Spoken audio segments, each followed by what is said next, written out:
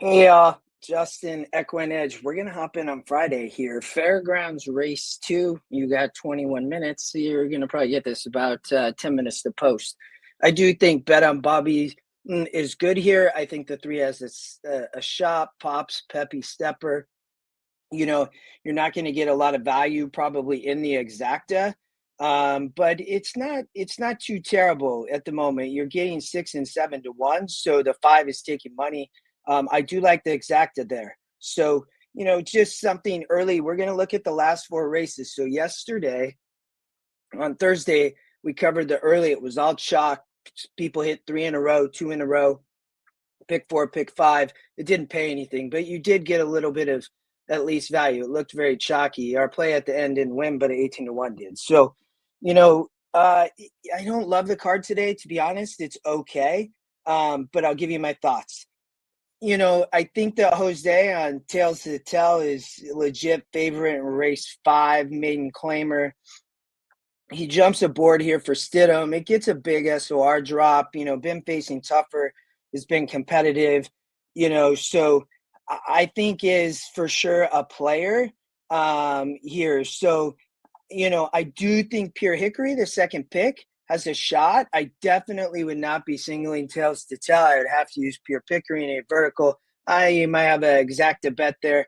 I think this one, second time out for McLean Robertson, has some potential on the GSR side. James Graham rides. It's not a great group in Gold Zone too. The 5 is the other where. So the EquinEdge picks, I think, have it. Maybe you get some value here. All right, race 6. So I thought Cupid's War is maybe value and is a play with the pace. Pedroza rides. He's third in the jock standings for 14. Jared Flubberry had 3 yesterday, up to 17 on the meet. Jose had 1, so to 28. But is the speed here?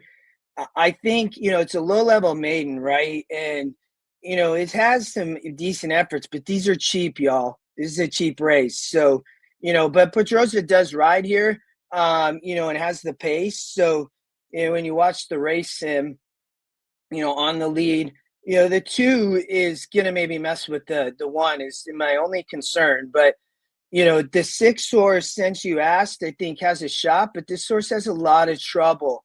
It is after claim for Mutan. Looks like Barbosa rides from Al Stall. So it's like, yeah, I mean, this one could definitely win.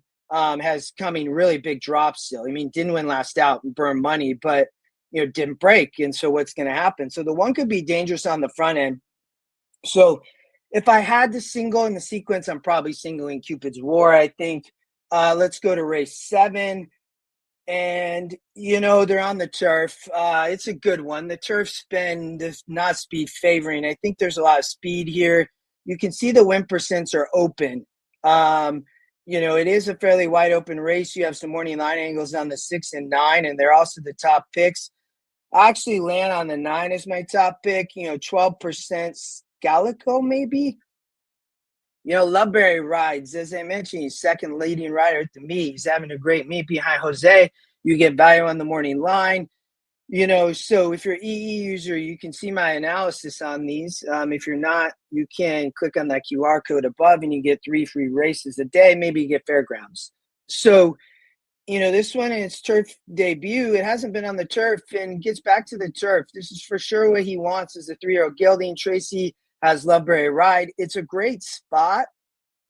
It's not a great necessary group, I would say, right? So when you look here, I mean, they're all one-timers, right? And, they haven't been winning, but the 9 been showing up, it has hit the board in 6 of 8 tries, right? And it's a great spot because I think there's a lot of speed up front. And I'm not too worried about the outside post with Loveberry. So I think, has a big shot there. That's, where I would land as my top pick and legitimate target.